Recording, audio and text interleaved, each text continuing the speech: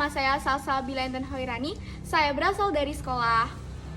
Saya sedang mengikuti lomba konten literasi. Ikuti terus ya.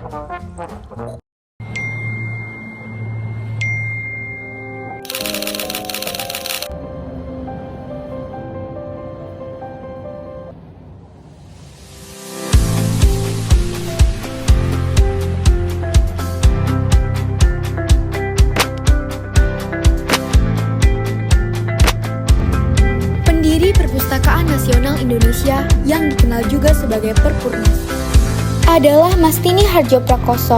Ia merupakan Kepala Perpustakaan Nasional pertama menjabat dari tahun 1980 hingga 1998. Faktanya, UNESCO menyebutkan bahwa indeks pembaca masyarakat Indonesia hanya sedikit di angka 0,01, yang artinya dari 1.000 orang hanya 1 orang yang minat untuk membaca. Kementerian Komunikasi dan Informatika Republik Indonesia dalam laman resminya juga pernah merilis hasil riset bertajuk World Most Literate Nation Ranked Central Connecticut State University pada Maret 2016 lalu. Indonesia dinyatakan menduduki peringkat ke-60 dari 61 negara soal minat membaca, persis berada di bawah Thailand 59 dan di atas Botswana 61. Padahal dari segi penilaian infrastruktur untuk mendukung membaca, peringkat Indonesia berada di atas negara-negara Eropa.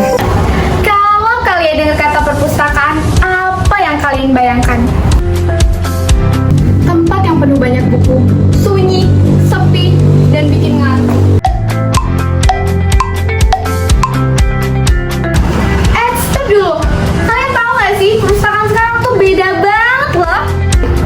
Rak buku yang keren, spot baca yang cozy. Yuk aku jelasin tentang pentingnya membaca buku untuk memperluas wawasan kita.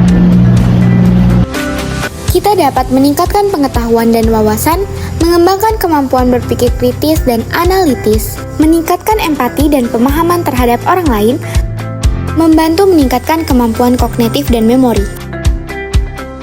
Apalagi di zaman digital ini, adanya teknologi digital bukan hanya untuk scroll video yang tidak bermanfaat, bermain game juga dengan waktu. Daripada melakukan itu, mending scroll informasi positif untuk mengakses dan menambah pengetahuan kita.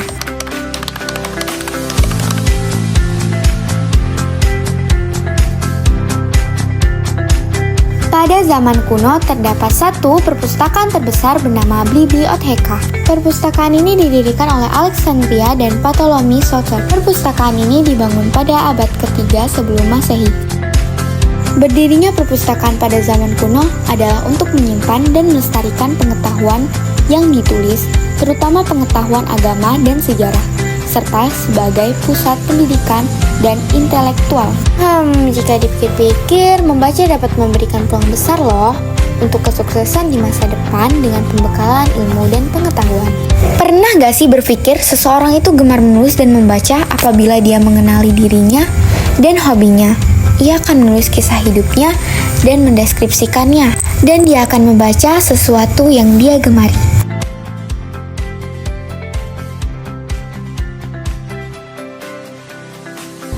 No, tidak sedikit anak yang lebih memilih untuk bermain game dibandingkan membaca buku yang dianggap membosankan, mengantukkan, dan membuat pusing. Itu juga dapat berpengaruh pada dukungan orang tua, pergaulan, dan masih banyak lagi. Peran orang tua sangat penting dalam meningkatkan literasi membaca anak, karena mereka berperan sebagai teladan, motivator, dan pendukung utama dalam pengembangan minat baca anak dalam proses pertumbuhannya. Anak yang lebih sering menghabiskan waktunya untuk bermain game jadi mudah agresif, pemarah, dia tidak mempedulikan orang yang ada di sekitarnya. Ini apa sih maksudnya? Tadi kita bisa baca itu main kita terus. Kita apa sih? Kita kan kalau nak main game terus, nggak selesai ya kau keluar. Iya. Main game boleh, tapi tahu batasannya. Dan jangan lupa, di perpustakaan itu bukan sekedar hanya baca buku doang loh. Tapi bagaimana cara kita untuk meningkatkan literasi dan pengetahuan yang luas?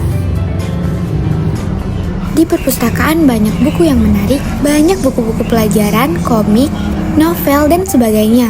Tempatnya juga estetik yang membuat kita nyaman, apalagi untuk pelajar dapat mengerjakan tugas nyaman bersama teman-teman. Kedua, tempat perpustakaannya gak terlalu kaku kayak yang kalian pikir. Bagaimana sih cara meningkatkan literasi membaca di Indonesia? Apalagi bagi para pelajar dan remaja. Kalian harus mencari buku sesuai minat dan hobi kalian ya. Jangan yang boring-boring amat. Lalu kalian cari tempat yang nyaman untuk kalian membaca. Kalau aku sih kumpul bareng temen biar bisa sharing-sharing bareng gitu. Buat pemain